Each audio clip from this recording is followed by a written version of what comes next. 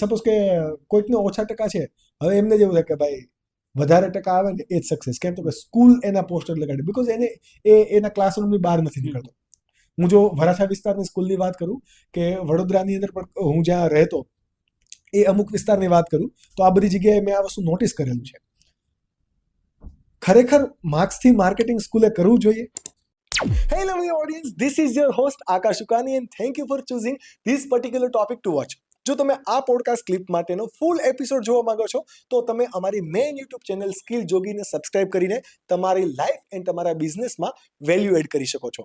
આવી અવનવી podcast clip every Monday, Wednesday and Friday જોવા માટે જો તમે કદાચ આ અમારી યુટ્યુબ ચેનલ સ્કિલ જોગી ક્લિપ પર નવા છો તો પ્લીઝ અમને સબસ્ક્રાઇબ કરો અને નોટિફિકેશન માટે બેલ આઇકન પ્રેસ કરો. અને જો તમે ઓલરેડી આ બેલ આઇકન પ્રેસ કરીને સબસ્ક્રાઇબ કરી દીધું છે then enjoy the video. આમાં બે પ્રશ્ન એવા છે કે જે ખરેખર રેન્કર સ્ટુડન્ટ છે એને ખરેખર બીજી કોઈ એક્ટિવિટીમાં કે બીજા કોઈ પ્રોજેક્ટમાં એને ઇન્ટરેસ્ટ નથી. એટલે કોઈ બી સંસ્થા હોય એને માત્ર ને માત્ર ભણાવવામાં અથવા તો રિઝલ્ટ ઉપર જ ફોકસ કરે છે. હવે જે તમે કીધું કે જે વીક સ્ટુડન્ટ છે એનું પોસ્ટર ક્યારે આવવાનું નથી માર્કેટિંગમાં કે પેલામાં.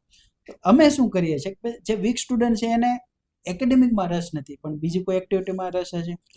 કોઈ ક્રિકેટ હોય, વોલીબોલ, ફૂટબોલ, કોઈ બી એક્ટિવિટી. મારી સંસ્થામાં 12 પ્રકારની એક્ટિવિટી ચાલે. અને ગ્રાઉન્ડ પણ બહુ ખાસ બહુ મોટું છે. તો ગ્રાઉન્ડ વાળી સ્કૂલ અત્યારે તમે સુરતમાં જોવા જાવ તો લિમિટેડ તમે ગણી શકાય એવી સ્કૂલો છે જેની પાસે ગ્રાઉન્ડ છે. તો અમારી પાસે એ ગ્રાઉન્ડનો અમે ભરપૂર યુઝ કરવા દઈએ સ્ટુડન્ટને. સ્કૂલ જ્યારે 5 વાગે સ્કૂલ પૂરી થાય છે પછી 5 વાગ્યા પછી જે અમારી એક્ટિવિટીની જે કઈ ટીમ છે ઘણી મોટા ભાગનું શું થતું એક્ટિવિટીની ટોટલ સ્ટાફમાં જ ગણાય તો સ્ટાફ 5 વાગ્યા પછી ફ્રી.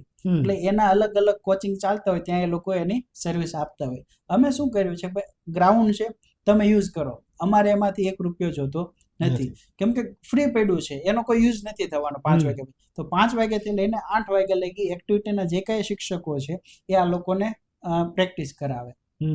હવે એમાં જે રેન્કર નથી તો કોઈ અધર એક્ટિવિટીમાં એનો નંબર લઈને આવશે.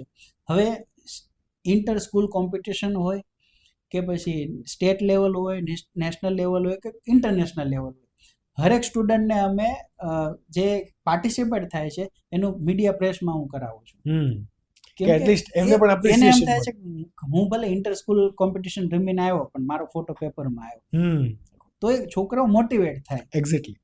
પ્લસ પ્રી પ્રાઇમરી જે લેવલ છે તો એમાં શું કરે પેલો મિકો તમને ખ્યાલ હશે, મિકો રોબોટ. મેં એવા 5 રોબોટ લીધેલા છે. વીકમાં એક વખત પ્રી પ્રાઇમરીના અલ્ટરનેટ ક્લાસમાં એ રોબોટ ટીચર વાઈફાઈ સાથે કનેક્ટ કરીને ક્લાસમાં લઈ જાય. હવે રોબોટ તમે એને જે કાંઈ પ્રશ્ન પૂછો ને રોબોટ તમને એનો જવાબ આપે કેમ કે ઇન્ટરનેટ સાથે કનેક્શન છે.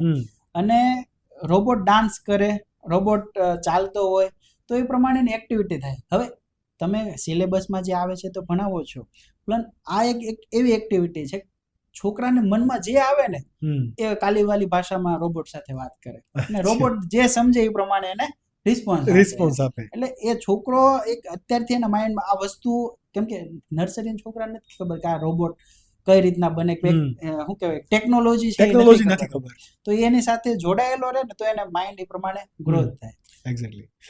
આ બધી વસ્તુ તો વાત થઈ ગઈ અર્બન સિટીઝની, બરાબર. મારે તમારી પાસેથી રૂરલ સિટીઝની અંદર પણ એજ્યુકેશન છે એમાં ડેવલપમેન્ટ માટે શું હજુ થઈ શકે એના વિશે થોડું જાણવું. અત્યારે કરંટ સિનારીઓ શું છે, પ્રોબ્લેમ શું છે અને એના સોલ્યુશન શું છે, આના ઉપર જાણવું છે. કરંટમાં હાલના સમયમાં ઘણી એવા વિલેજીસ છે જેમાં સારી સારી સ્કૂલ બને છે. એક પેલું હતું કે હા સ્કૂલ બનાવવા માટે પેલી સંખ્યા કોઈ બી હોય, જેમ કે હું મારી કોઈ બી સ્કૂલ બનાવતો તો ત્યાં કેટલી સંખ્યા આવશે, ક્યાંથી આવશે, કેવા પેરેન્ટ્સ આવશે, એક પોઈન્ટ ઓફ વ્યૂથી આપણે બિઝનેસનો પોઈન્ટ ઓફ વ્યૂ પણ જોવો પડે. પ્લસ જ્યાં આપણે નથી પહોંચી શકતા તો ત્યાં આપણે ઓનલાઈન માધ્યમથી અમે શું કહેવાય યુટ્યુબના માધ્યમથી એ લોકોને વિડીયો મોકલીએ. પ્લસ અમે કેમ્પેનિંગ કરીએ દર વર્ષે અવેરનેસ માટેના કે પછી એજ્યુકેટેડ થાય એના માટેના. અને જે કેમ્પેનિંગ છે એ અમારે એક થીમ બેઝ જ હોય છે. એ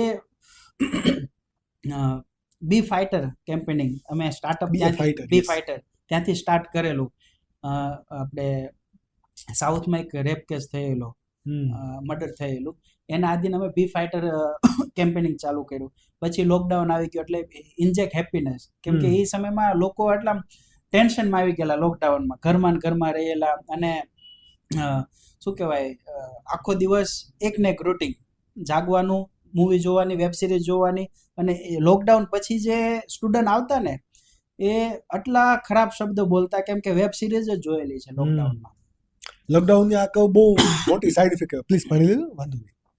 લોકડાઉનમાં ઇન જનરલી એવું પણ થયું છે, મેં જોયું ત્યાં સુધી, કે અમારે ત્યાં લોકડાઉનમાં જેણે 12મું પૂરું કર્યું, હવે એના 4 વર્ષ થઈ ગયા, રાઈટ, તો એ જ્યારે જોબ માટે અપ્લાય કરતા હોય ને, એટલે અમને સામેથી એવું કહે, આપણે કહીએ ને કે તમારી પાસે બીજી શું સ્કિલ છે, કે લોકડાઉનમાં 12મું પૂરું થયું છે. એટલે એ લોકોનો પ્રિવિલેજ લેવા માંગે છે, બટ કોઈ પણ ઓર્ગેનાઇઝેશનની અંદર એ રીતે વર્ક નથી ચાલતું. લોકડાઉનથી સાઈડ ઇફેક્ટ શું થયા ઇન જનરલી સ્ટુડન્ટના પ્રોસ્પેક્ટિવથી? લોકડાઉનથી સાઈડ ઇફેક્ટ એવી થઈ કે જે ફિઝિકલ જે એક્ટિવિટી થવી જોઈએ એ ના થાય. અને 2 વર્ષનું જે લોકડાઉન હતું એમાં ખરેખર છોકરાએ ઘરની બહાર મોટા ભાગે નથી ગયા. એટલે જે ફિઝિકલ એક્ટિવિટી થવી જોઈએ, લોકો સાથે જે વાતચીત થવી જોઈએ એ નથી થઈ. ડાયરેક્ટ કનેક્શનમાં આવવા જોઈએ એ નથી થઈ. જે તે વિદ્યાર્થી અને એનું લેપટોપ અથવા તો એનો ફોન, એમાં 1 કલાકનો કે જે લેક્ચર હોય, ટોટલ 3 કલાક કે 4 કલાક ઓનલાઈન લેક્ચર ચાલતા, કેમ કે પોસિબલ નથી કે તમે 5 કલાક કન્ટિન્યુ સ્કૂલ સમય પ્રમાણે ચલાવી શકો, કેમ કે જે તે પેરેન્ટ્સ હોય એની લિમિટેશન આવી જાય 1.5 GB 2 GB નું ઇન્ટરનેટ. યસ, બહુ મોટી બધા પાસે ફેસિલિટી એવી નથી કે વાઈફાઈ રાખી શકે. તમે ગામડાની વાત કરી તો વિલેજમાં અમારે ત્યાંથી મોટા ભાગના સ્ટુડન્ટ ગુજરાતી મીડિયમમાં છે, જે આજુબાજુના વિલેજથી આવતા હોય, તો ત્યાં લિમિટેશન હતી, એની પાસે સ્માર્ટફોન ન હોય. તો અમે વિડીયો રેકોર્ડ કરીને આજુબાજુના જે સ્ટુડન્ટ હોય, કે એક પેરેન્ટ્સ આખા ગામમાં એવા હોવાના જે આપણે પેરેન્ટ્સ હોય અને એની પાસે સ્માર્ટફોન હોય, તો વિડીયો એને મોકલતા, બીજા સ્ટુડન્ટ એના ઘરે ભેગા થતા, અને પછી બધા સાથે રહીને એમાં ક્લાસ જોઈન કરતા, કેમ કે બધાની પરિસ્થિતિ નથી હોવાની. એટલે શું થાય, એના આધીન એ વસ્તુ સમયના આધીન થોડોક ચેન્જ અને સિસ્ટમનો ઉપયોગ કરીને આપણે ચાલવું પડે એમાં.